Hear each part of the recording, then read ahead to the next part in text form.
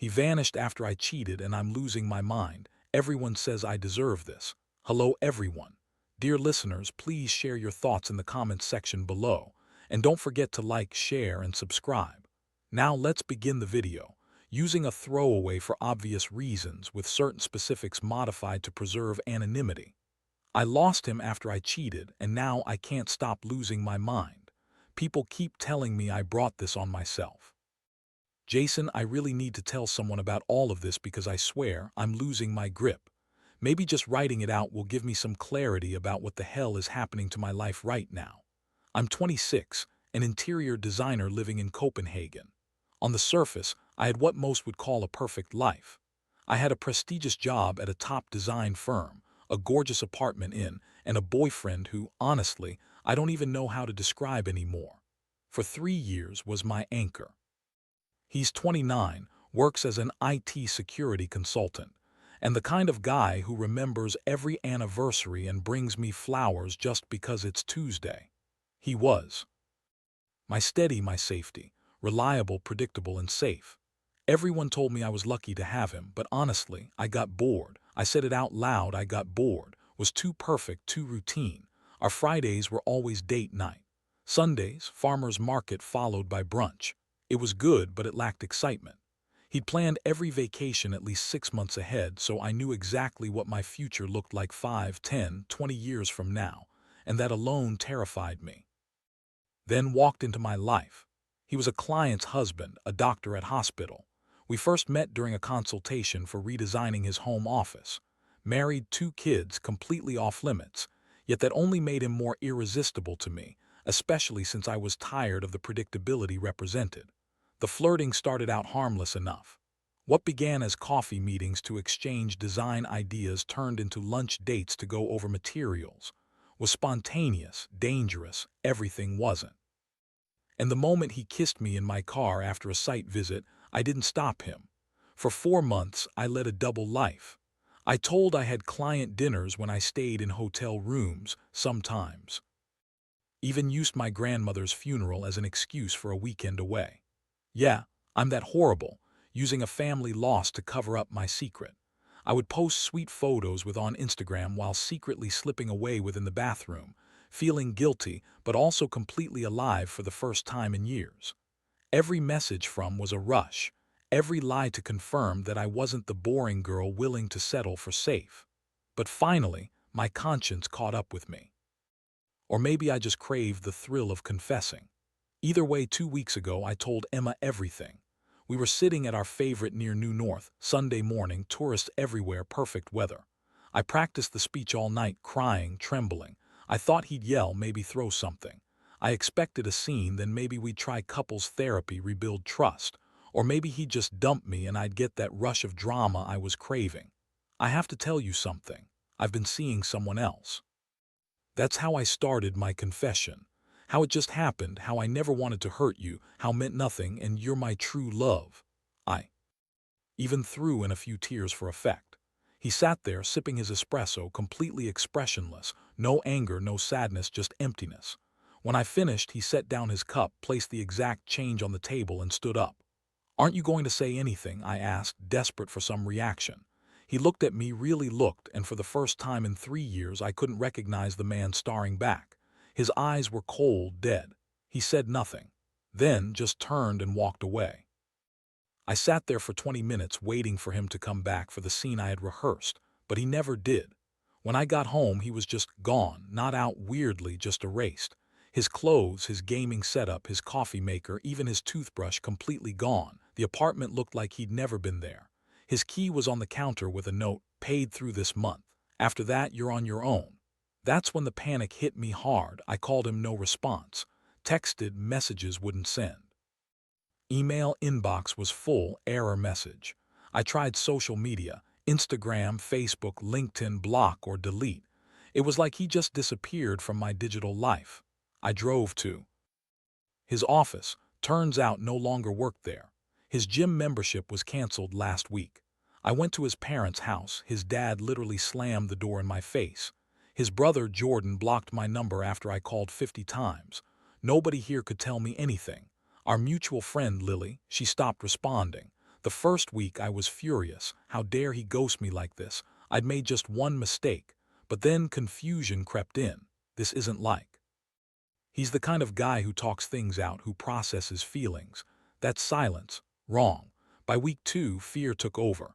The apartment felt different, like I was being watched. I'd catch shadows in my peripheral vision. Small objects seemed to move slightly out of place. I started sleeping with the lights on. Then the emails started arriving, screenshots sent to my parents in Aalborg, revealing conversations between me and not just sexual stuff, but cruel remarks about them. How I mocked my mom's cooking to seem sophisticated, called my dad embarrassingly provincial. They haven't spoken to me since. Then came work. An anonymous tip alleging expense fraud, every fake client dinner, hotel charge to the company card, detailed and documented. The investigation moved fast. After 4 years at the firm, I was gone. They're considering criminal charges. When abandoned me, he blocked me everywhere, transferred to a hospital in Jutland, left me to fend alone. My sister Julia, she was getting married, and there I was, fake smile at the wedding, pretending everything was fine. Until during her father-daughter dance, a courier arrived with a package. Inside, proof I'd slept with her ex, her heartbreak, the reason our family blames her depression. Hidden camera footage from my apartment. I didn't even know those existed. The wedding was now my public destruction. 300 guests watched my father disown me. The entire family turned their backs on me. Some old Danish ritual, I guess. I had to hijack a ride home in my bridesmaid dress. My life has become a slow, methodical collapse. Every time I think I've hit rock bottom, something else emerges. My bank account's drained, joint savings siphoned off without explanation. Job interviews canceled suddenly, friends receiving strange messages about things I supposedly said behind their backs. The worst part, I can't even prove it's behind all this. The emails are anonymous. The packages have no return address. When I search for hidden cameras, they're nowhere to be found. It's like he's precise. You know, the expert in digital security I accused him of being, and he's orchestrated every move while I sit here helpless. Now I share a cramped flat-in with strangers. I work part-time at a furniture shop, selling particle board to customers I used to look down on. My family won't talk to me, acts like I don't exist. My career, ruined. To cope, I started a blog about betrayal and manipulation. The comments, brutal. When people pieced together my story, I had to shut it down after 2 weeks. But hear what terrifies me most now. I can feel it. The relentless, calculated pursuit of wrecking everything I cherish. It's too perfect, too controlled. Somewhere, Jason, he's watching, planning the next move. Waiting, I guess, for me to think I'm safe so he can strike again. I've lost 20 pounds. I can't sleep, jump at every notification. I've started therapy, but I can't keep paying for it. My friends say I'm paranoid, that I'm imagining it all, that this is just karma. But karma, it doesn't have IP addresses. Karma doesn't know exactly when to hit for maximum damage. And karma definitely doesn't turn an IT security guy into a ghost who destroys lives from the shadows.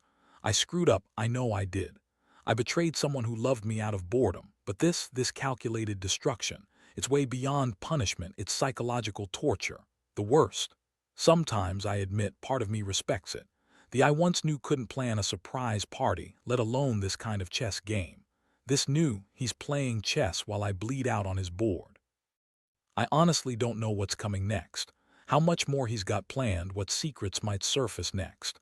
I don't know if I'll have a job next week or if some secret will be revealed to wipe me out completely. I live in constant fear of the next shock, the next perfectly timed attack. If you're reading this, and I believe you are, you probably have every word I've typed tracked. You win. You really do. I'm sorry. I am so damn sorry. I was selfish, cruel, and I threw away the best thing I ever had for fleeting thrills. But tell me, when does it end? When do you decide I've suffered enough? Or is this just what my life has become, perpetually waiting for the next blow, wondering if that anonymous email or that unexpected package is from you? I thought I wanted excitement. Turns out I've been living in a thriller, one I didn't realize until it turned into a horror film. And I'm the monster I created. Update 1 2 weeks later. God, the responses I got. Half think I deserve this, the other half call me dramatic. Let me give you an update on the fresh hell that is my life. First, to address some comments. Yeah, I know I'm a terrible person. The knowing doesn't change anything. I can't go to the police, they just say I'm to blame. My ex is just cruel enough to tell everyone the truth. Yeah, I've thought about leaving Copenhagen, running away somewhere new, but with what money and where would I go? Now the update. Remember when I said I was working at a furniture outlet? That's over. I got fired after a customer recognized me from my old firm. Made a scene, didn't want a fraud helping them. The manager let me go that day, said it was bad for business. That's not even the worst part. I've been trying to get my life back on track, applying for jobs, reaching out to old contacts, even considering moving back with my parents if they'd take me. Then I got a text, an unknown number. It said, check your Instagram. I made a new private account under a fake name, just a single sunrise photo with a caption about a new beginning. About 12 strangers followed me.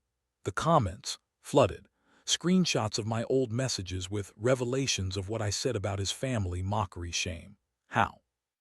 How did he find that account? I deleted everything, threw my phone against the wall, crying until I threw up, until I realized he's somehow watching everything I do online. I got a new prepaid phone. Within 3 days, another message popped up, nice try. I'm losing my mind. I can't trust any device anymore. I can't build anything online. I'm trapped in his digital maze. I even tried talking to Jordan, his brother, waited outside his office for 6 hours begging him to intervene to make stop. Jordan looked at me with disgust, said, "You destroyed my brother, the kind, trusting guy who loved you. Whatever's happening to you now, you brought it on yourself." That's when I realized this is stalking. This isn't normal. And he's in Stockholm building a new life while my own life crumbles. My therapist once suggested I might be paranoid. Coincidence, she said, that maybe I'm just overwhelmed with guilt. But then she got an email during our session. Her phone pinged, her face changed. She refused to tell me the message, but she said she couldn't take new patients anymore. Even she apparently had abandoned me. I started having panic attacks, couldn't go to hospitals. What if someone there knew? I can't trust doctors, can't trust anyone. I resorted to pouring wine and taking pills, trying in vain to silence the nightmares, the images of cold eyes, the next catastrophe waiting in the shadows. Last week I overdosed. Not to die, just to sleep, avoid the haunted dreams. Woke up in the hospital. Someone found me, my roommate, I guess, and I had my stomach pumped. The whole 9 yards. And you know what I thought lying there? He's probably watching this now too. Probably has access to my medical records, planning how to use him against me next. I've stopped living, I just wait. For the next move, the next person to cut me off. The next secret to surface. The I knew was predictable, boring, safe. But this new version of him, he's none of those things. And maybe I never really knew who he was. Update 2 a month later. I'm writing this in a psychiatric facility, voluntary, but honestly, when you have nowhere else to go, voluntary doesn't matter. The failed attempt to fix this, call it what it was, changed everything. My mom finally visited. She broke the silence, cried at my side, told me she couldn't lose her daughter, especially one who's so disappointing her. Small mercy. The hospital Wi-Fi is terrible and they limit phone time. For the first time in months, I'm not obsessively checking for disasters. Just sitting with what I've done and what's been done to me. Group therapy, it's a joke. Everyone's sharing trauma and I just sit there thinking I caused mine. But individual sessions with Dr. Anderson help. She doesn't judge, she just asks questions that cut deep. Why did you need to be weak? Were you running from something? Do you think you wanted to be caught? That question haunts me, because maybe I did. Maybe the self-destructive streak started even before, maybe I needed someone to stop me, to fight for me. Instead, I got someone who let me burn. During a session yesterday, I had a revelation. For years, I called predictable and safe, but I was wrong. He was disciplined, controlled, intentionally. There's a difference. A predictable guy would have thrown a fit, begged, created a scene. A weak man would have taken me back, fallen apart. He did neither. He just completely watched from a distance as my choices caught up with me. The cameras, the timed releases, the systematic wreckage, none of it was about revenge. It was about exposing the truth, making sure everyone saw who I really was. No lies, no manipulation, just the evidence of my own actions. I played myself, just made sure I couldn't turn away from it. Dr. Anderson asked me what I'd say to if I could. I just laughed and then cried because sorry feels empty. It wasn't a lie, I mean, he had it coming, but I'd tell him you were right to leave. I'm sorry I made you turn into someone capable of this kind of revenge. That's the real tragedy. I didn't just betray him. I turned a good man into a monster. That transformation, that's on me. Next week I'm leaving this place. I have a job lined up cleaning offices at night. Simple, honest work, invisible work, perfect for someone who needs to disappear. I found a tiny apartment, shared bathroom, tiny space, but it's mine. No social media, no dating apps. Maybe this is freedom. When you've lost everything, you can't lose more. If you're watching, and I know you are, you can stop. There's nothing left to destroy. I'm no longer the woman who betrayed you. I'm barely a person anymore. You won, completely, thoroughly. I just hope that new man you've become was worth it. Update 3 months later might be my last. Nothing dramatic's happened actually, life's quiet now. Small, manageable. I work nights, sleep during the day, out of sync with everything. It's peaceful, free from pretense. No one to impress, no lies, just me and empty buildings and the satisfaction of doing honest work. During breaks, I started reading philosophy, trying to understand how I became capable of such cruelty. Says, anxiety is the dizziness of freedom.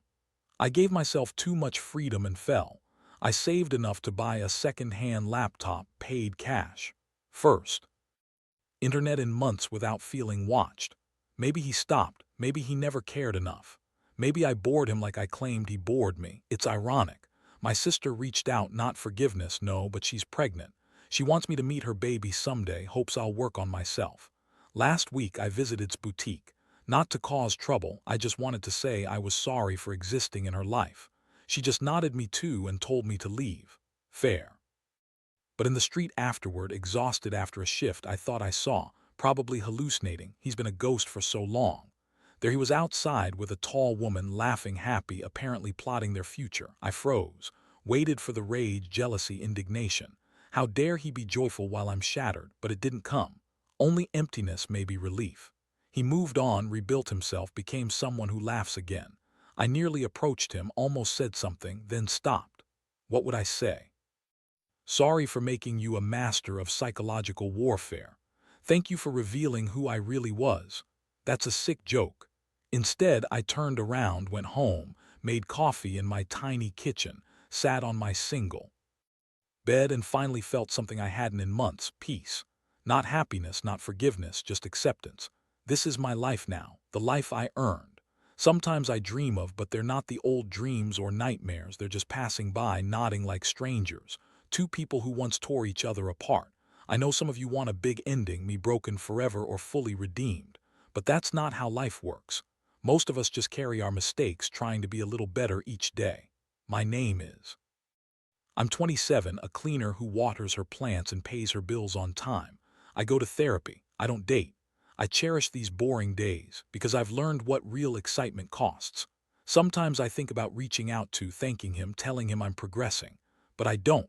That'd be selfish. He's building a life with, I'm building my own on my own. Our paths don't cross anymore, and that's okay. That's what consequences look like when you live through them instead of running from them. To everyone who called me dramatic, delusional, deserving of what happened, you were right. To those who thought this was all fake, I wish it were. And anyone considering cheating, don't. Not because karma or consequences will catch you, because you'll destroy your own soul. Some damage can't be undone, and some choices come at a price that's too high. This is really goodbye now. Sigma signing off, living quietly, grateful for boring, trustworthy days. Thank you for witnessing my fall and my first steps back up. May your lives be filled with simple joys and stable love, and never take those for granted. Final note, 6 months later I promised I was done with this story. But then something strange happened, something that might give me closure. I was working at 2 a.m. cleaning offices downtown. Just mindless, meditative work, emptying trash, wiping surfaces, creating order out of chaos, my little routine. Suddenly the elevator dinged. Odd, security never comes at this hour. I looked up. And there, standing in front of me, not a hallucination, not my paranoid mind. In a suit I'd never seen him wear, looking calm, controlled. The first instinct, fight or flight, but where would I run?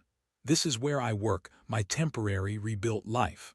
I held my spray bottle like it was my last weapon. He spoke. Softly, Sigma. His voice was calm, neutral, like bumping into someone at night in this empty building at 2 a.m. where he definitely didn't belong. How did you? I managed. He smiled slightly. I own the company that contracts your cleaning service. He stepped out of the elevator, his hands in his pockets, relaxed, commanding. For 3 months I'd thought I'd found a part of the old untouchable. Turns out I'd been wrong. This was his game now. Are you firing me? Asked, my voice cracking. It felt like the last piece falling into place, the final blow. He studied me silently like he used to analyze code. No, I came here to end this properly, and what? You already ended everything. No, he said softly. I destroyed everything, that's the difference. We stood there, hunter and hunted, except I wasn't sure anymore which one I was. I admitted I went too far. The job, family, shame, all of it. That was natural. You earned those consequences. But the wedding, the manipulation, how I made you question reality, that was cruelty. I became something I'm not proud of. I chuckled bitterly, broken and hollow. You're apologizing now. He nodded. After I acknowledged there's a difference. You broke something in me, Sigma, trust, but also my belief that I was incapable of cruelty. You showed me I could love someone who would destroy me for fun. I showed myself I could destroy someone intentionally, so we're both monsters. I set the spray down, utterly exhausted. Congratulations, I whispered. We're even. No, we're not, we're just done. He placed an envelope on the desk between us. It was a severance package, 6 months' salary, a recommendation letter, contact info for a therapist who helps people recover from messes like this. I stared at it. Why? Because I saw you that day. And you walked away, didn't fight, didn't make a scene, you just left. That was growth, change. The sign I knew would cause drama. You knew better. You were bored, selfish, careless, with hearts. But now you see the consequences. That actions have weight. That people aren't toys. That boring might actually mean stability, actual love, real tears, genuine trust, all things I used to pretend didn't matter. I'm sorry, I'm so damn sorry. He paused, not for your life falling apart, but for what I made you do, turning you into someone capable of that kind of revenge. It's on me now. His voice softened. Thank you for the apology, it matters. He looked at me. Does she know who you really are, what you're capable of? I told him, knows everything. I even showed her the threads, a different username, another story. She isn't the only one who needed to process this publicly. He nodded. Are you happy? Honestly, building toward happy. Learning to trust again, to be vulnerable without breaking, to love without losing myself. He straightened his tie. And you? Just trying to be human, learning to be alone without destruction, to want excitement but without betrayal, to find peace in the boring. I managed a weak smile. Your revenge worked, I admitted. You taught me everything I needed to know, but it wasn't revenge, it was a mirror. I just made sure I couldn't look away. We stood in silence, two people who had burned each other down, now surveying what remained, the wreckage, the ruins, and a tiny hint of hope. Finally, he said, take the envelope, build something better, something real. You're not doing this for me or to prove a point. You're doing it because, for the first time, you truly understand the consequences of your choices. He nodded. Exactly, and I forgive you, not for you, for me. Carrying that anger won't let me heal. Self-forgiveness without change is just enabling. Work on that first. The elevator chimed. Goodbye, Sigma. May your life finally be boring in all the best ways. And with that, he left. I stayed there, rooted to the spot, until my legs gave out. Then I sank onto the office floor and cried, not from sadness or fear, but from relief, from finally understanding what I'd really done. I took the envelope, used the money to rent my own little place, a tiny studio but mine. Got the job recommended, data entry. Boring as hell, but perfect for someone learning to appreciate stability. I started weekly therapy. She's helping me understand how I got here, how I turned good into destructive. Was wrong, we aren't evenly matched in damage. He definitely won that game, but I've turned him into someone capable of orchestrated destruction. Neither of us will ever who we were before, for better or worse. That's the tragedy. Two people forever altered by betrayal. Maybe that's justice truth, not law, not karma. The kind where everyone becomes what their choices demand they become. I'm Sigma, I'm 27. I water my plants, pay my bills, go to therapy, and cherish these dull, predictable days. Because I've learned what real excitement truly costs. And sometimes, I think about reaching out to, thanking him, showing him I'm changing. But I don't. That's selfish. He's building his life and I'm building mine, apart, and that's okay.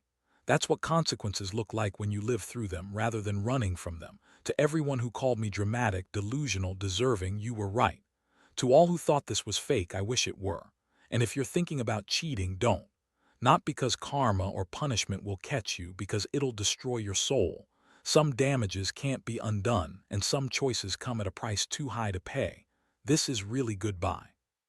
Sigma signing off. Living quietly, grateful for boring days. Thanks for witnessing my fall and my climb back up. May your lives be filled with simple joys and dependable love, and may you never forget how precious they are. And if you're still watching, thank you.